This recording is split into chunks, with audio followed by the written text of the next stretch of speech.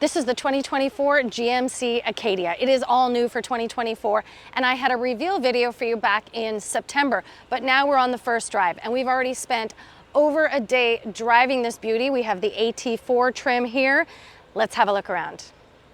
I am using Super Cruise here in the Acadia AT4. As you can see, I have a green light across here. And then on the dash, I have the speed limit, the green steering wheel. That all indicates that I am using Super Cruise. It also tells you when you turn on Super Cruise that Super Cruise is now on, adaptive braking is on. Ooh, look at the view, show the view. It is stunning. We are on our way to Hilton Head Island. Oh, it's changing lanes for me. Wow, I did not turn on the turn signal. Oh my gosh, that's crazy. Okay,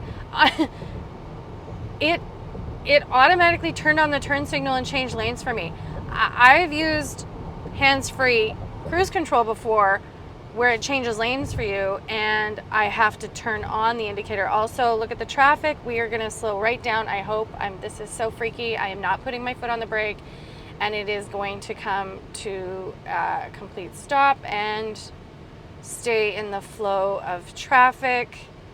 Yeah, but I've never experienced that before, where the car turned on the turn signal and decided it wanted to change lanes for me. A little bit freaky. Again, my feet are off the pedals, and as you can see, my hands are off. This is my first time driving with Super Cruise. I think other than the Cadillac Escalade I did at home, but we're in the Acadia. Oh, and this is the first GMC vehicle to get Super Cruise, and it is available across all three trims. So this is the AT4 trim, and then of course the Denali trim is the top trim, and the Elevation trim is the base trim. But yeah, now it's telling me to put my hands on. It just disengaged. I think it's because we are coming off of the freeway. Okay, we have a gorgeous interior. Even though this is the AT4 and it sits mid-trim, I feel like this interior is incredibly premium. We have a nice leather wrap steering wheel with our Super Cruise light up here, our sensor here that watches me to make sure I'm keeping my eyes on the road. I can control my cruise here and my music here. And I love this new gear shift stock. I love it. It's just pull forward and drive, pull forward and reverse. And this backup camera is insanely good. It is so crisp and so clear and so detailed. You can see all around the vehicle. And speaking of that view, and it has a front camera as well, it also has front and rear emergency braking and a ton of advanced safety assist features. We have a nice fully digital screen. It's really nice and crisp and clear. We have really good graphics for when our Super Cruise is on. I'm gonna do Super Cruise on the highway with you guys. Back to this screen. This is the first portrait style screen for GMC. I cannot wait to see this come onto the Yukon, hopefully next for 2025. That's my hope and guess. That is not confirmed. We have tri-zone climate control, but I love these buttons. It's just down for cooler and up for warmer, obviously auto and sync. And then we also have heated and ventilated seats here. We have our volume knob here, which I love, wireless CarPlay and Android Auto plus Google built-in. So we've been using Google Maps for all of our navigation. We went to Hilton Head, South Carolina today, and yesterday we went to Savannah, Georgia. So we've used it several times. The wireless charging pad is here, USB and USB-C, two really good sized cup holders, and then underneath there is a pass-through with storage and a really nice big cubby. As you can see, we have a ton of stuff in there. I have some glasses, my sunglasses, my camera equipment, and some candy for our road trip. We have excellent high quality materials. We've really needed the air conditioning this trip. We've had a lot of really hot weather here in the south, and I love this area. I love the tech, I love the design, and as I said already, I cannot wait to see the 2025 Yukon. I'm hoping a lot of this comes in to the Yukon. Speaking of the Yukon, I had it recently, and I feel like this is like a baby version of the Yukon, and it's just like that one step down. It's bigger than the old Acadia, so you've got more space, more cargo, more passenger room, more luxury, more premium feeling features, and a lot more tech like the teen driver, buckle to drive, advanced driver assist, super cruise, rear and forward emergency braking, and then of course in this AT4 you've got those little rougher off-road touches as well. It's a super clear camera rear view, and I love that. And I will say, tech-wise, the CarPlay, the Apple CarPlay, connects incredibly quickly when you hop in and start the car. I love that.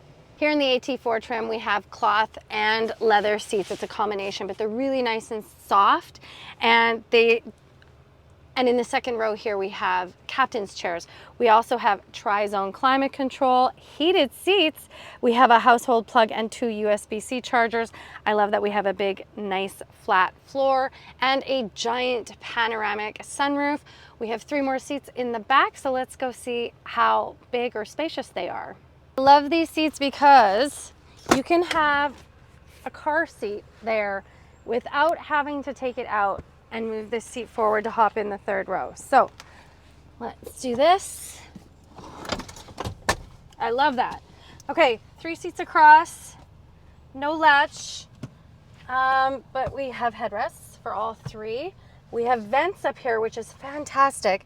We have cup holders on both sides, and we have USB-C chargers on both sides. So the Acadia is bigger, as I've probably mentioned several times. We have a power liftgate, and I love this weekend, when I've had the key on me and all I do is walk behind the Acadia, this automatically opens. I love that because we've been getting in and out of the car all weekend. We even have more room here behind the third row than the outgoing Acadia, and we even have actually a really big under trunk space. And then our 3 rear seats also have top tethers for car seats, and I see a spot here for a privacy shade. I feel like it might just be missing from this, but there is space for a privacy shade. And then we also have a lot of tie-down hooks here as well. Okay, we've spent a ton of time driving today. We're actually driving right now on the bridge that connects Georgia to South Carolina. We have spent the day in Savannah. We're driving back to our hotel in South Carolina at the Palmetto Bluff, which is a stunning hotel. I've spent quite a bit of time driving this Acadia AT4. So we've had the AT4, hoping to spend some time in the Denali as well to show you guys around that and what makes it the Denali. But the new powertrain for the 2024 GMC Acadia is a 2.5 liter turbo 4-cylinder, 328 horsepower and 326 pound-feet of torque. So new for 2024, and I know a lot of you are gonna say, oh, it needs a V6, oh, that's lacking power. But honestly, I've been on the highway, I've been in the city, I've merged, I've passed, even tried the Super Cruise, and I really like the power on this. I don't feel anything is lacking. Seats are comfortable. We've had our stuff in the back both last night and today. I will say I also drove from Savannah Airport to our hotel in South Carolina last night at 10 p.m. in the dark as well. Also a great drive, comfortable, and again, like I say, the powertrain is sufficient. I don't feel like anything's lacking. And I know I'm going to hear from some of you saying that it is. But this is our first drive with the new GMC Acadia. In the US, you can get a front-wheel drive Acadia. In Canada, all the trims are all-wheel drive standard. The base elevation trim can be had for just under 55,000 Canadian and just under 43,000 US dollars. This AT4 trim is 56,000 Canadian and 50,000 US dollars. The top Denali trim is around 66,000 Canadian and around 56,000 US if you opt for the all-wheel drive. What do you think of the new Acadia? We've loved our time here in South Carolina and Georgia, and I hope you'll leave me a question or a comment, and don't forget to subscribe.